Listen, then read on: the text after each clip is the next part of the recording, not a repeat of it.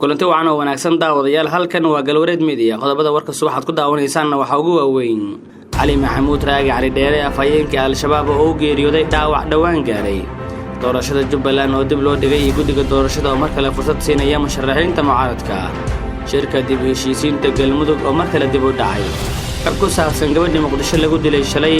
iyo waxa ay ka ahayd al-shabaab dowladda federaalka Soomaaliya oo wajahaysa culeysyo caalami ah iyo wadahadallada Taliban iyo Mareykanka oo rajo wanaagsan laga muujiyay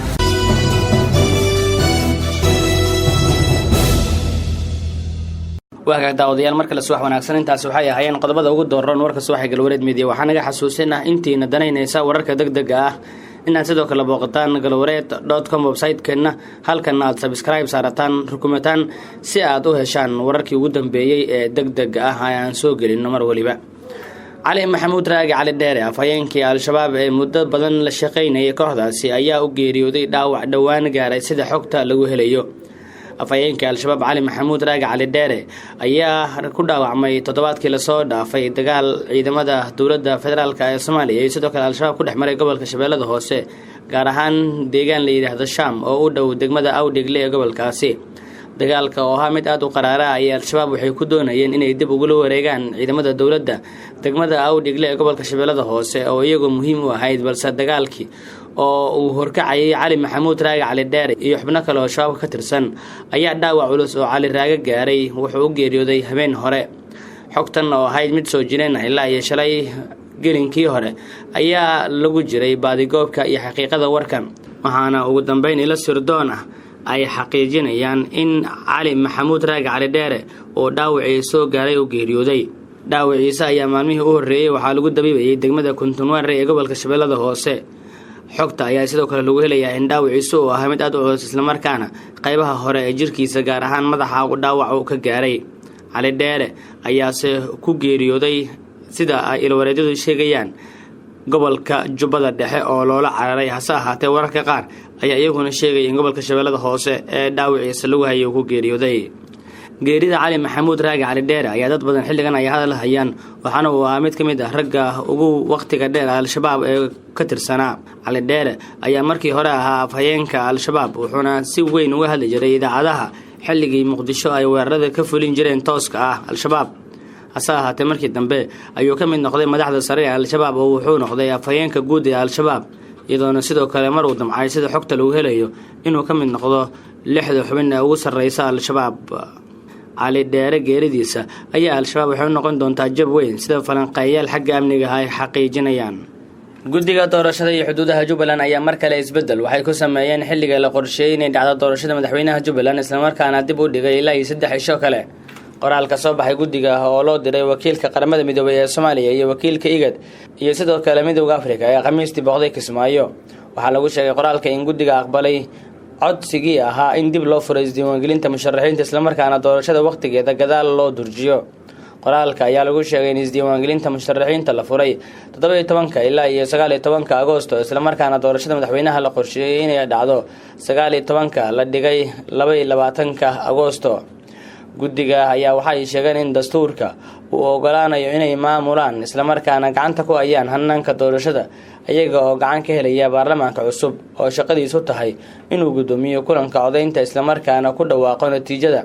si kastaba guddiga wuxuu sheegay inay diyaar u yahay cid kasta oo danaynaysa sida beesha caalamka iyo labada aqal ee baarlamaanka Soomaaliya ay goobjoog ka noqon karaan codeynta isla markaana loo diri doono casuumaad inkastoo guddiga madax bannaan ee xuduudaha iyo doorashooyinka Jubbaland oo dib u furay waqtiga isdiiwaangelinta musharaxiinta mucaaradka haddana shuruudihii hore guddiga soo saaray ee lagu xiray musharaxiinta ayaa weli taagan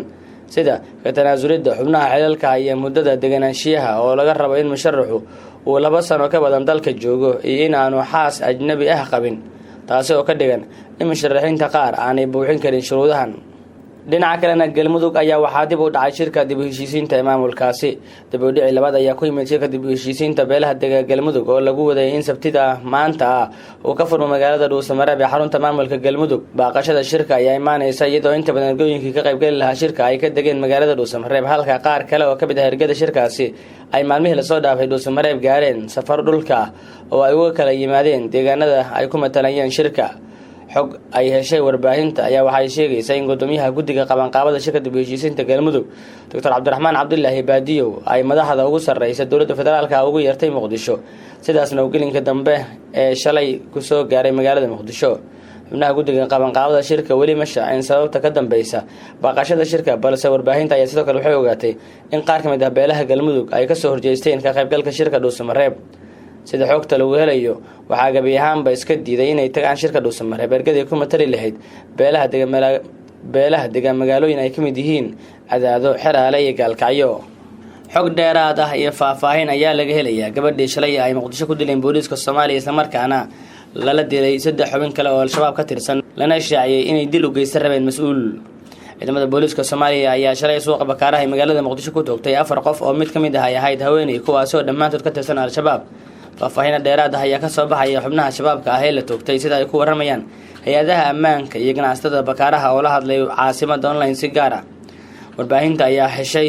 xog ku saabsan qofka dumarka ah ee ku jirta dadka shalay la toogtay taasi oo sheegaysa inay ahayd sarkaal sare oo ka tirsan al-shabaab dhowr qof oo ka mid ah ganacsatada suuqa Bakaaraha ayaa noo sheegay in qofka dumarka ah ee la toogtay ay caan ka ahayd gudaha suuqa haweeneydan ayaa wargelin jirtay dharka haweeneydan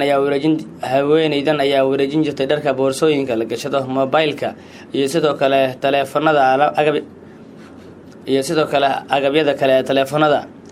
magaca saxda ah oo lagu yaqaano ma lahan balse waxay dadka qaar ugu yeeri jireen Faadumo Deeqo halka qaar kale ay magaceeda ugu sheegtay Deeqa sidoo kale saraakiil ka tirsan booliiska Soomaaliya ayaa warbaahinta waxay u sheegeen in qofka dumarka ay ahayd taliyihii hogaaminayay 3 wiil ee la dilay ayna ku amartay inay dagaalamaan oo aysan is dhiibin waxay booliisku sheegeen inay u qaybisay 2 bastoolad oo Makarov iyo mid Belgium ah waxayna isku dayeen inay isdifaacaan warar la xaqiijin ayaa sheegay in al-shabaab u qaabilsanayeen fulinta dilalka qorsheysan ee suuqa Bakaaraha iyadoo madax u ahayd koox arrimahaasi qaabilsan dhinaca kalena dowladda federaalka ee Soomaaliya ayaa markan lagu waramayaa inay wajahayso culeysyo caalami ah wasiirka faafinta Soomaaliya Maxamed Cabdi Xayir Maareey ayaa sheegay in dowladda federaalka ee Soomaaliya ay haystaan culeysyo iyo caqabado caalami ah oo ay u baahan tahay inay taageero loo muujiyo Maareey ayaa sheegay in shacabka Soomaaliyeed iyo madaxda qaarkood aysan ku baraarugsanayn caqabadaha ay dowladda federaalka la kulmayso ee heerka caalamiga ah isla markaana ay ugu darayaan kuwa gudaha waxaad moodaa in shacabka Soomaaliyeed iyo siyaasiyiinta aysan ku baraarugsanayn caqabadaha dowladda dhexe ay la kulmayso balse halkii laga caawin lahaa dad badani oo ka mid ah waxgaradka iyo mas'uuliyiinta culeyska ayay ku sii badinayaan sida dowladdu ay u jabto oo dadaalada oo ay wado ugu fashalanto ayuu yiri wasiir Maareey culeysyada caalamiga ah ee wajahaysa dowladda federaalka ee Soomaaliya ayaa waxa ugu horeeya kiiska badda oo bishan soo aadan horaanteeda ay qaadayso maxkamadda caalamiga isla markaana wuxuu u dhaxeeyaa Kenya iyo Soomaaliya kadib markii Kenya ay sheegatay qayb ka mid ah baddeena Soomaaliyeed ugu dambeyntiina markan rajo ayaa laga muujinayaa wadahadalada u dhaxeeya Mareykanka iyo sidoo kale kooxda Taliban ee ka dagaalanta Afghanistan shalay u dambeysay madaxweynaha Mareykanka Donald J. Trump ayaa kulan gaar ah waxa uu la qaatay la taliyaasha xafiiskiisa ee qaabilsan wadahadalada Taliban taliyaashan oo xagga amniga ayaa lagu waramayaa in ay Trump kala hadleen halka uu marayo wadahadalada u dhaxeeya kooxda Taliban ee Afghanistan iyo sidoo kale Mareykanka guud ahaan saaxiib yaal warkeeni galwareed media subaxan waa naga intaas